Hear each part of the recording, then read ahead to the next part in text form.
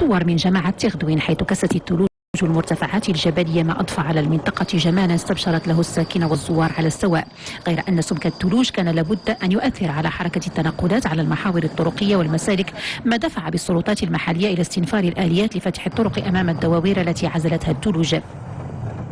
الجماعه ديال تغدوين قامت بواحد المجهود متواضع من اجل فك العزله على الساكنه، وراه الحمد لله كيف كتشوفوا دابا النيبلوز هنا راه هي جات، راه حلات الطريق، وراه الناس طالعين هابطين تيمشيو يقضيو المآرب ديالهم. انا من مريكان ولكن ساكن في تغدوين دابا، وكاين زوين بزاف، كاين ثلج بزاف، كلشي زوين.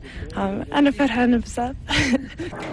تعبئة للآليات والمعدات على مستوى مشيخة أيت وكسيت، دوار تيزيرت، دوار أكيس وعدد من الدواوير المتاخمة لواد الزات جانب فقط من الأشغال التي انطلقت بجماعتي تغدوين وزرقتن لفتح الطرق التي تضررت من جراء التساقطات المطرية والارتفاع النسبي لمنسوب الأودية.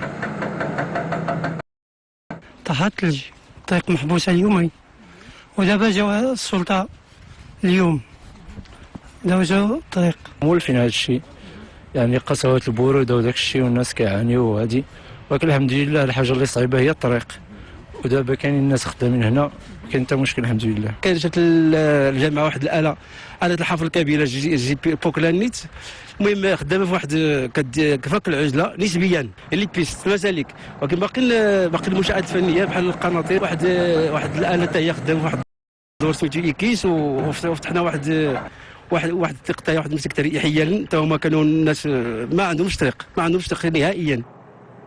جهود إذن متواصلة لمواجهة آثار التساقطات الثلجية والمطرية على البنيات الأساسية بإقليم الحوز، لكنها تحمل أيضا إيجابيات كونها ستنعش الفرشة المائية، ما سيمكن من توفير الماء الشروب ومياه السقي لهذه المناطق التي تعتبر الفلاحة نشاطها الأساسي.